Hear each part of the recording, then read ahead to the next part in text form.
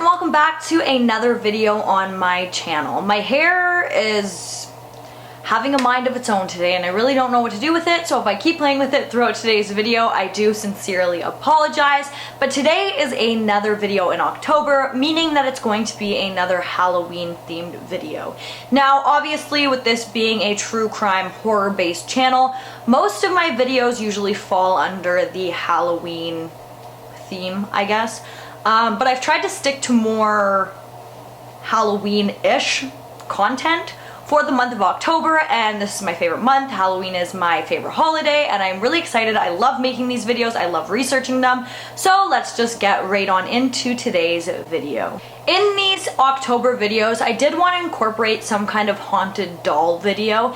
And for today's video, we are going to be talking about haunted dolls, but I really wanted to focus on Robert the Doll or Annabelle. However, I'm sure that most of you know that those are the most famous haunted dolls on the internet. Everybody knows about them. There is so much information and so many videos made about those two dolls in particular. So after a little bit of thought, I decided that I'm not going to talk about those dolls on my channel, especially not for the month of October, because I feel like those types of videos pop up quite frequently. So I chose two haunted dolls that I hope that you haven't heard about before. The first doll that I wanted to talk about in today's video is a doll by the name of Mandy, and she lives in the Quesnel and District Museum in British Columbia.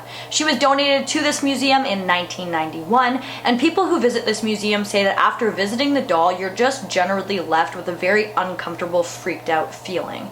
But there is more to this doll, as people started to say that strange things started happening within that museum as soon as she was donated. So let's talk a little bit about all of that and Mandy's background right now. So again, Mandy was donated to this museum in 1991, and people say that they should have known that something was not right about this doll as soon as it was dropped off.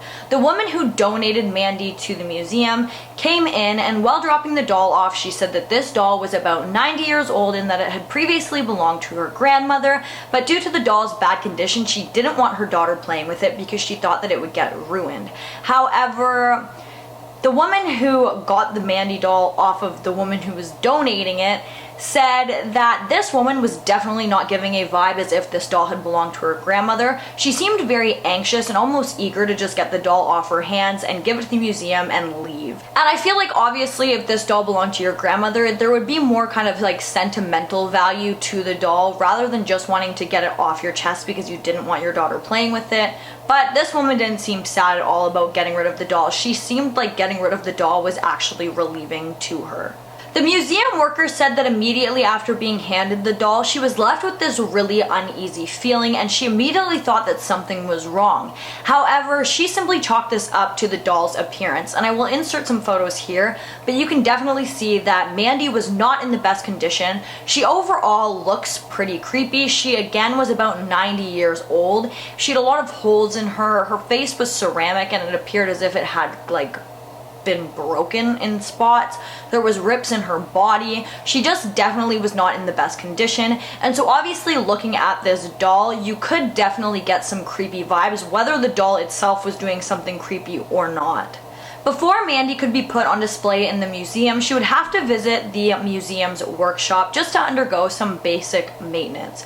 Obviously, Mandy was a very, very, very old doll, and many old dolls that would be donated to the museum were often found with bugs and other kind of creatures and small animals, which is absolutely disgusting, living inside of them. So just to make sure that this wasn't the case, they would put all of the dolls, including Mandy, which were donated to the museum, inside clear plastic bags and leave them in the workshop for an extended period of time just to make sure that there was no bugs, because obviously if the bugs were inside of the doll, once they started to suffocate, they would come out and then they could give the doll the proper cleaning that it needed. So Mandy was placed inside one of these clear bags and then placed in the workshop for everybody to see.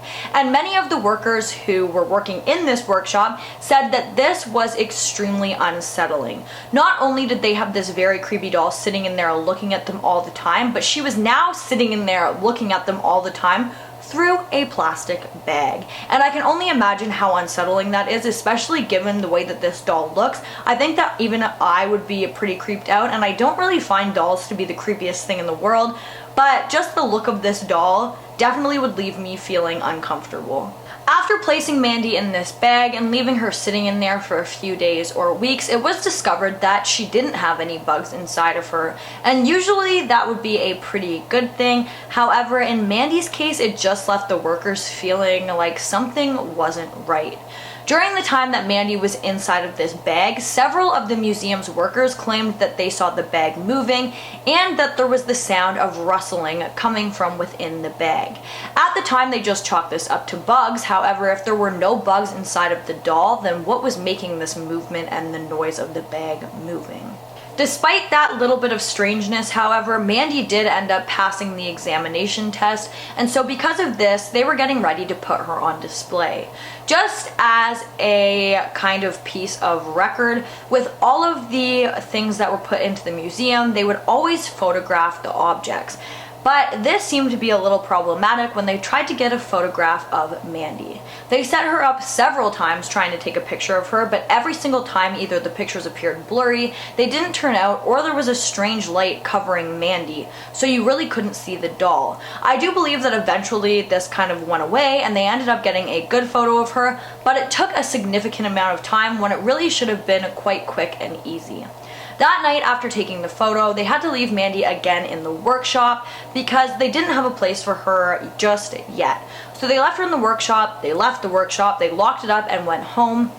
And when they returned the next day, it had appeared as if the workshop had been ransacked. There was stuff thrown everywhere, things were knocked over, nothing was missing, but the room was just an absolute mess. And many of the workers who saw this room in the way that it was, in the state that it was after being left overnight, described it as if a child had gone into that room and had a temper tantrum.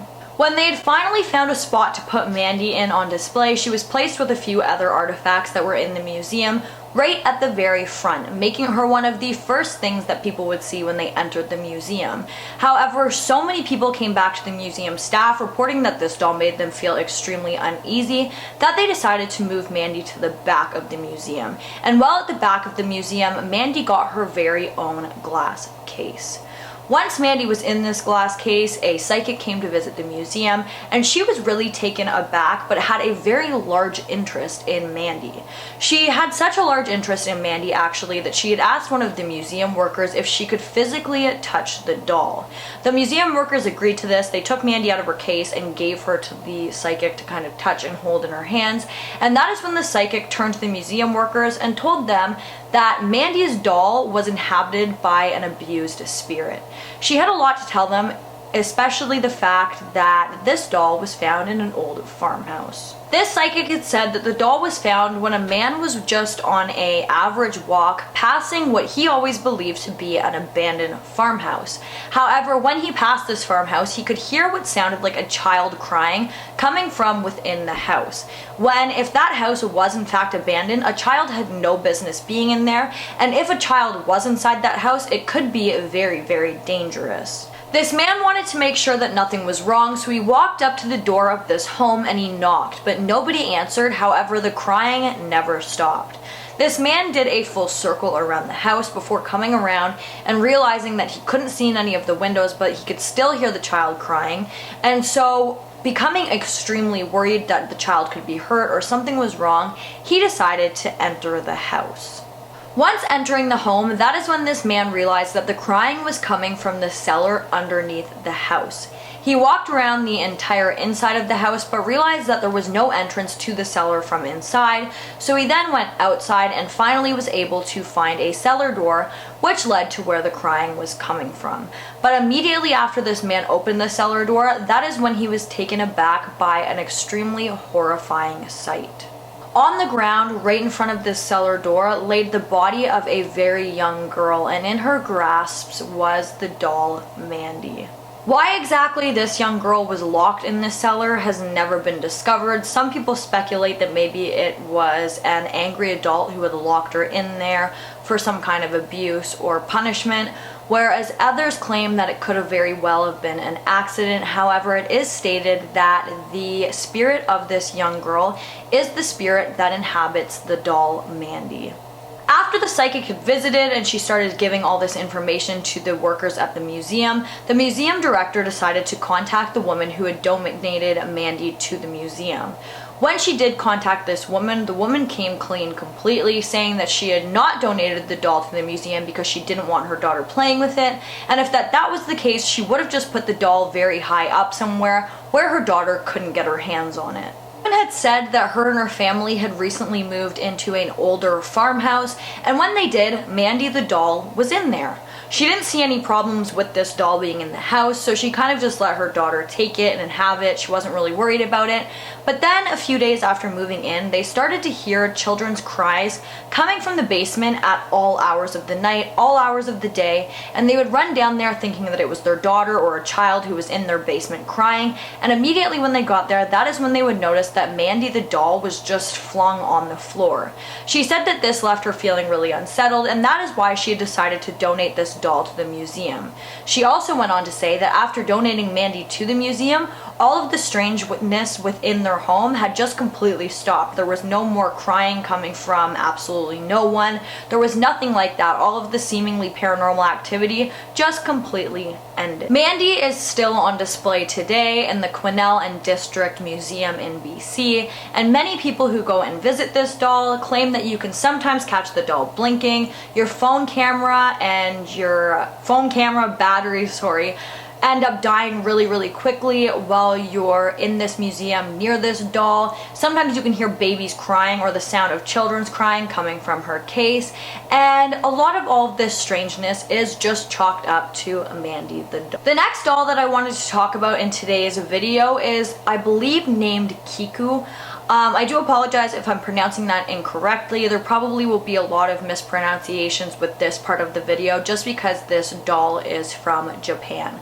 So anyways, Kiku's story starts in 1918, and she is a doll that I'm pretty sure will absolutely just blow so many of your minds.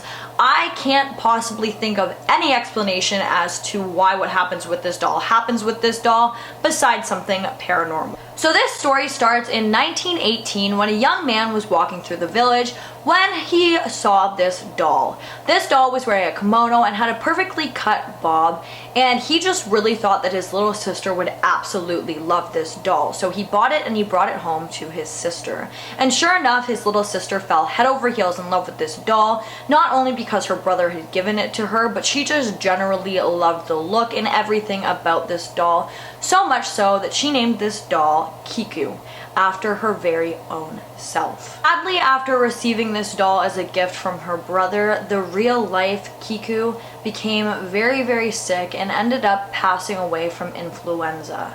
After their child had passed away, the family decided to place this doll, Kiku, on the family mantle just so that they could see it every single day and that it would remind them of their past child. However, after putting this doll up where everybody could see it, that is when they started to notice some very strange things about this doll. The doll, who once had a very broad, short bob haircut, its hair was growing. The doll's hair had grown so long that it was now touching the doll's knees.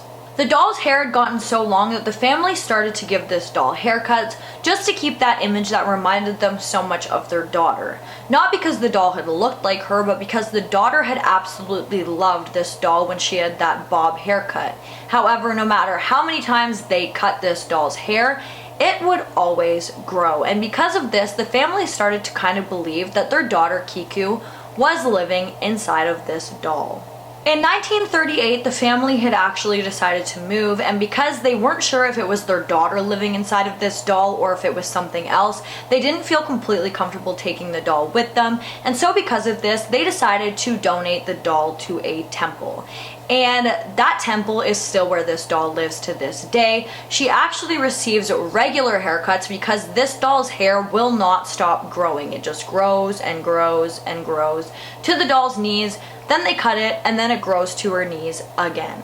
Now, at some point, once this doll was placed in this temple, somebody had taken a sample of this doll's hair to run some tests on it, and it had turned out that this doll had 100% human hair growing on its head. It's a doll with hair that grows. Now, it's not like this particular doll did absolutely anything creepy or gave anybody weird vibes or anything like that, but it quite literally has hair growing out of its head. How many dolls do you know that have hair growing out of their head? Because I don't know any. When I was a little kid, if my doll's hair grew, I would be over the moon because I love to cut my doll's hairs and do all this weird stuff to my doll's hair, and it never grew back. And I just don't know how to wrap my head around this one. I don't know how you could explain that without explaining it to be something paranormal, because I have never encountered a doll with growing hair. That is just absolutely mind-blowing to me. But guys, that is really all that I have for you in today's video. If you like this video, please do not forget to give it a big thumbs up. Comment down below what you think of these dolls and what you would like to see in my future videos. And don't forget to subscribe and turn on that notification bell so that you don't miss any future videos from me. Thank you so much for watching, and I'll see you in the next one. Bye guys!